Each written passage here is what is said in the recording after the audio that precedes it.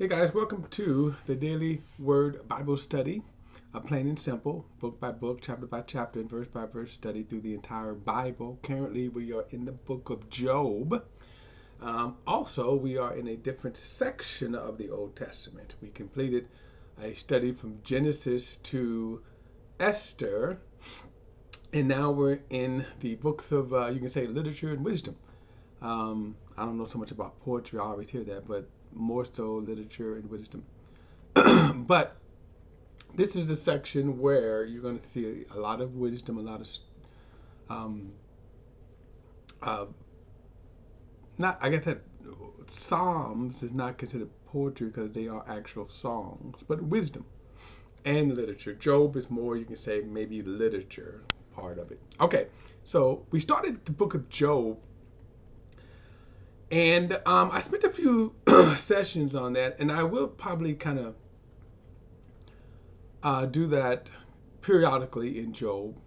In this session too, that's something I'm going to cover that's kind of interesting that I think is important for us to know, and that is the tactics of Satan. So in Job's 1 and 2, I'll be bringing that out.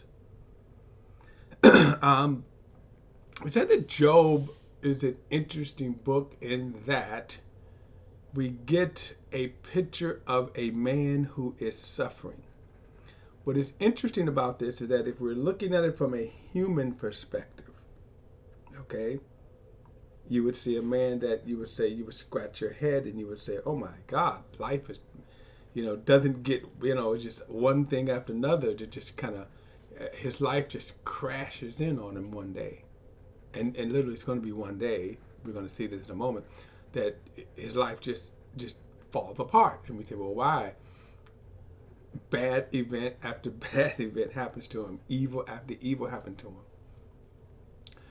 Um, and then on top of that, you know, and people around this would know, Job is a good person, a good man. So why did this happen to Job? Why did these bad things happen to Job? Why did this evil happen to Job? Um, and then on top of that, we get something that we don't normally get by watching sometimes when these things happen. Now, understand, um, in our life, you know, one bad event might happen, two bad events might happen, but the level of destruction that happened to Job certainly was unprecedented from our perspective. Now, we also need to remember then that what we have here, especially in chapters 1 and 2, and then the ending of Job, we're going to see that it is a revelation into the spiritual realm. In other words, what we're going to see is what happened. And in other words, we actually know why it happened with Job. God gives us a revelation to why Job's life was destroyed. Now, what we're left with is, why, God, right, would you do this? Now, we're actually going to get the reason for that as well. We just don't know why God would say he's going to agree with it.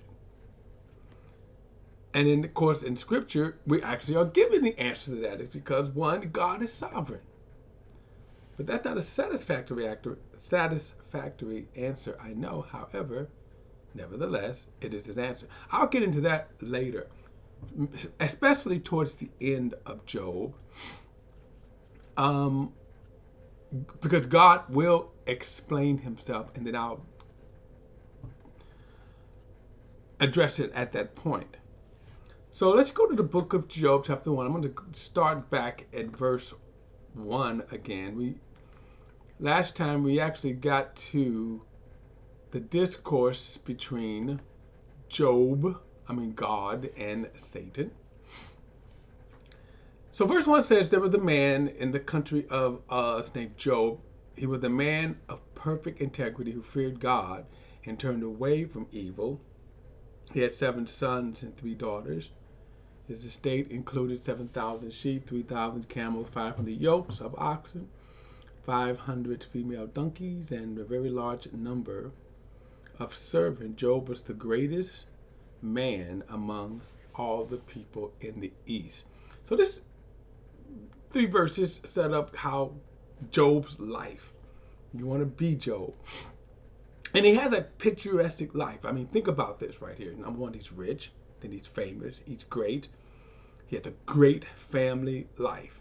Life was perfect. And this what sets the story up, because it's troubling to us as well as intriguing. Now, let me just say this. Could this happen to us? I'll make this statement here, and maybe I'll make it periodically, and I'm going to certainly make it to the end. But in a sense, is this something that would happen to us? And here we're going. I would say right off, no. The reason why is because there are certain promises that we have that if we obey and kind of cling to these promises, then we know life cannot happen to us this way. But anyway, so this sets up a very, very, very kind of it doesn't get better for this with Job. He was a good man. So verse 4, his sons used to take turns having banquets at their homes. Right, life was good. They would send an invitation to the 3 sisters to eat and drink with them. Now, I think this is kind of only important for the culture of the time, because remember, women, they weren't really necessarily valued, but you kind of get a picture of a family dynamic here. He said, whenever a round of banqueting was over, Job would send for his children and purify them, rising early in the morning to offer burnt offering for all of them. For Job thought, perhaps my children have sinned and have cursed God in their hearts. This was Job's regular practice. Now, I think that's, again, everything about this is interesting. So I know I keep saying that this is interesting, but yes, everything about this is interesting. So I also see a spiritual side of Job, that despite his wealth, despite everything, how wealthy he was, and notice that he was also very God conscious. And you could say this is what you would call a godly man. Another person who God would compliment would be David. He said that David is a man after my own heart. And one of the things you see about David is that he continually was God conscious. God word, everything about him is about God. Remember, David was sitting in his palace, and he says the ark of God is sitting in tent. That's how, again, David was always thinking about God. All right, one day, verse 6, the sons of God came to present themselves before the Lord, and Satan also came with them. And the Lord asked Satan, where have you come from? Now, again, we kind of spent the last few sessions dealing with the dynamic of this, Satan coming in the presence of God and all that. So Job's 1, part 1 through 4, we kind of dealt with that. And then he says, so verse 7, the Lord asked Satan, where have you come from? And it's from roaming through the earth. And Satan answered him, and walking around it. Now that's kind of interesting right there. We give another insight to Satan. I'm probably going to wait until chapter 2 to kind of explore this more. However, notice, because one of the things I want to deal with, one of the things that this shows us too, is how Satan attacks us. Okay? In this chapter, we kind of see the setup for Job. This, chapters 1 and 2. This is the setup for Job, the book of Job. Verse 8. Then the Lord said to Satan, have you considered my servant Job? No one else on earth is like him, a man perfect in integrity who fears God and turns away from evil. Now, one of the most interesting things about this is that, of course, as I said, could this happen to us today? In other words, is God going to hand us over to Satan today? And my answer to this is no, because of the promises that we have. For example, we know that if in one of the Ten Commandments, children, obey your parents, that you may live long on earth, and that your days may be long on earth. Okay. In other words, and that kind of promises like that kind of gives us again, just a setup. Promises gives us that promise that if we live a good life, life can be good. Now, and Job is very unique, by the way. Remember, this is a unique situation that God, in His sovereignty, is going to do. So he asks Satan, "Have you considered my servant Job?" In other words, so this from the beginning, God is testing. This is God's test. This is God's purpose for doing this, handing over a perfectly good, righteous man who has done nothing wrong, and for the purpose of God testing testing Job. Verse 9, Satan answered the Lord, "Does Job fear God for nothing? Haven't you placed a hedge around him, his household, and everything he owns? You have blessed the work of his hands, and his possessions have increased in the lands. But stretch out your hand and strike everything he owns, and he will surely curse you to your face." Now, I was thinking about this. You know what is interesting about that statement from Satan? You know how many times that this is actually true? That people do curse God for their hardships. Now, what is going to be interesting is, what's going to be interesting is that here, Job, you could say, would have had cause to blame God. In other words, everything that's going to happen to Job is because God allowed Satan to do it. Another interesting thing about this is, notice that you do have Satan out there on the prowl. And in Peter, he tells us that be vigilant, because our adversary, let me turn there because I think this might be a very good time. I'll get verse here. Oh, that's not what I wanted to do. Good, sorry. I wanted to go back. First Peter. I think I want First Peter chapter 5. First Peter chapter 5. Been a while since I have been seeing this. I hope this is it here. First Peter chapter 5.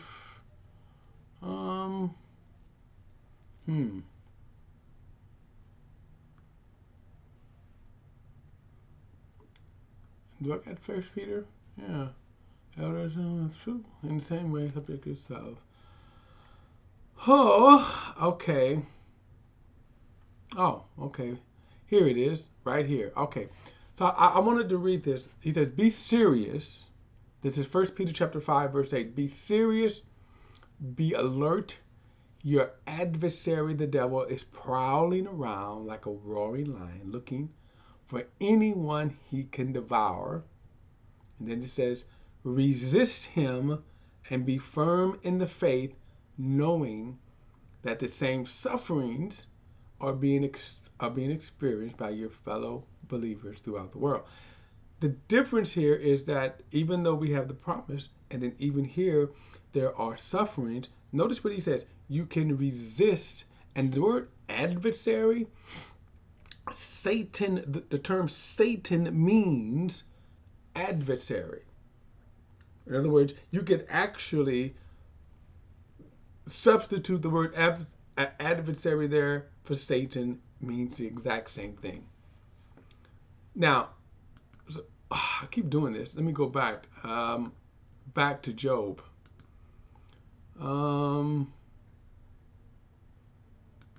Job 1. All right, so um all right, so this attack, I could say what is different than, for example, what Peter instructs us. Job could not resist the devil. Notice what Satan says to God. On that day, the sons of God came to present themselves before the Lord, and Satan came also among them. And the Lord asked Satan, where have you come from? Roaming through the earth. Satan answered him, and walking around it. Then the Lord said to Satan, have you considered my servant Job? No one on earth is like him, a man perfect in integrity, who fears God and turns away from evil. Right. So this is, and we already saw this, right, in the first few verses. We saw the setup right there. Satan answered the Lord, does Job fear God for nothing? Haven't you placed a hedge around him, his household, and all that he owns? In other words, we know that Satan had been prowling around. He just said, I've been roaming the earth. Peter has just instructed us to be on that because what? Satan is still roaming through the earth. But notice this here. You put a hedge around Job. I can't because you put a hedge around him. Verse 12. Very well, the Lord told Satan, everything he owns is in your hands. However, you must not lay a hand on Job himself. So Satan left the presence of the Lord. Now I want to stop before I move on. A couple of things here. So again, this is God's sovereignty. God is sovereign to do what he wants with his creation. And I think we need to understand that as we move on. And as when we even come to the conclusion, when God presents himself to Job, guess what? God is going to present himself to Job as the sovereign God, the creator of the universe. And the reason why I say that is because there are people who, I've heard people in their arrogance get mad at Job, God. I've seen people in their arrogance saying that I would never ever serve a God, yada yada yada yada yada, or I'm angry at God. I heard one minister said he even forgave God. That was Carlton Pearson. I'm doing an actual study on him, a lesson on him.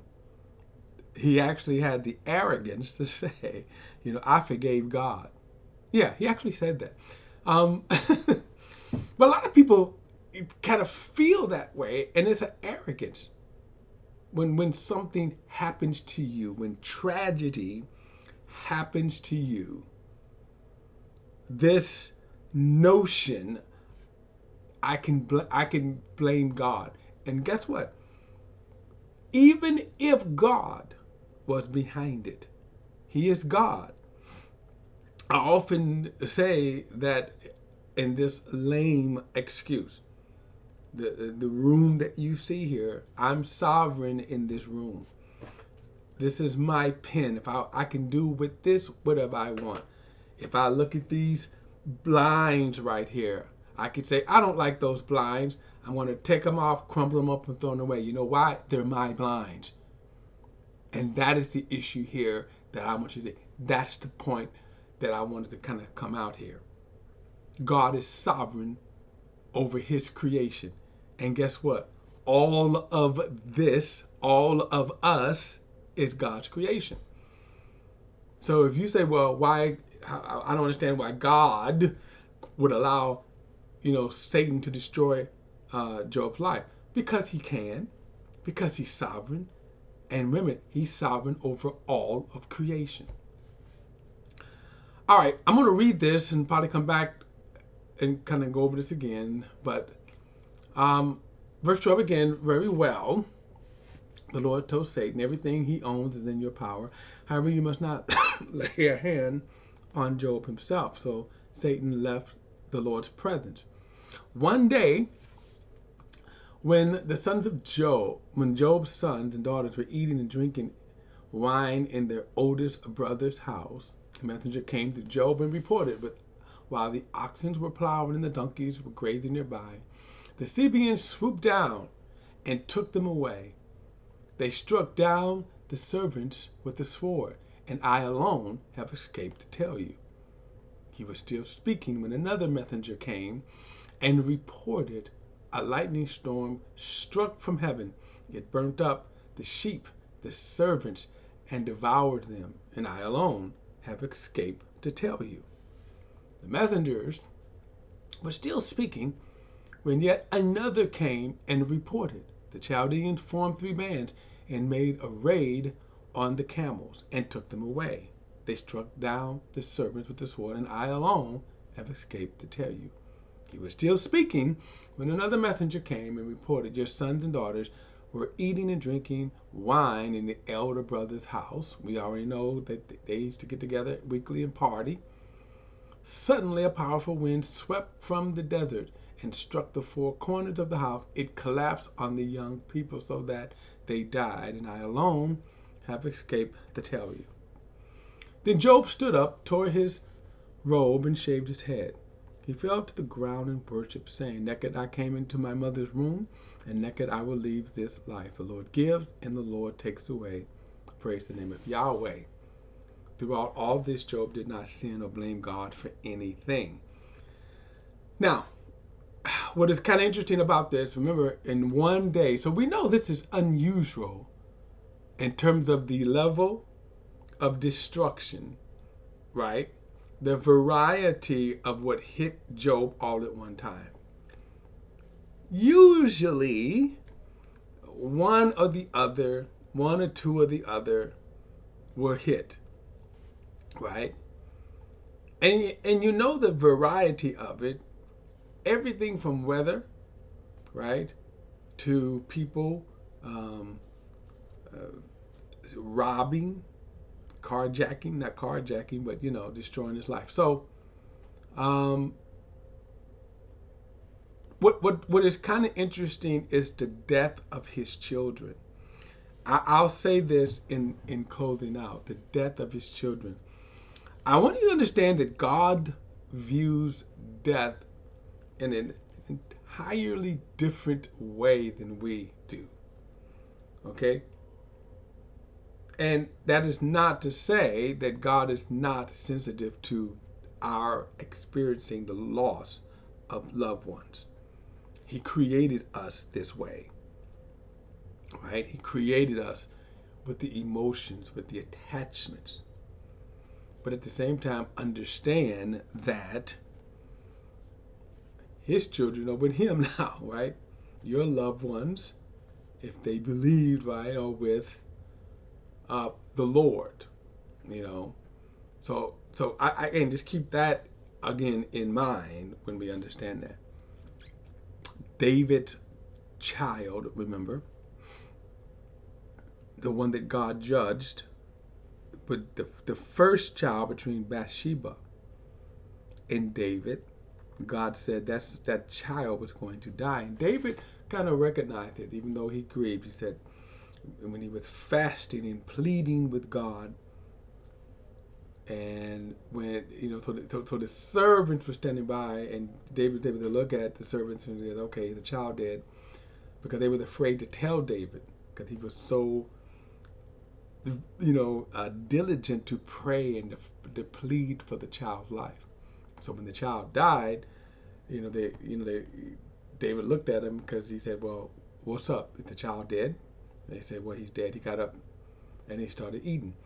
And they said, "Well, we don't understand. Before you were really going hard praying." He says, David's answer was, "Well, while the child was still here, I prayed.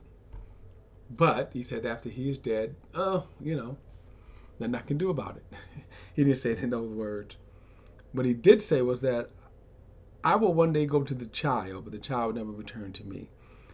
My point is that God views death differently. See, that child was with God. Okay, we'll pick it up in chapter 2, and then I'm going to come back, and then there's a couple of points I want to make about this. But we also remember that this is God's purpose. And what is God testing too, by the way? Remember, Satan said, if you take away everything, he'll curse you to your face. Well, God said, go ahead. And so everything is taken away from Job, and he did not curse God. All right, guys, don't forget to like and share this video and subscribe to BP, the Bible Perspective. As always, if you have a thought, a comment, add it to the comment section below. All comments are welcome. See you in chapter 2.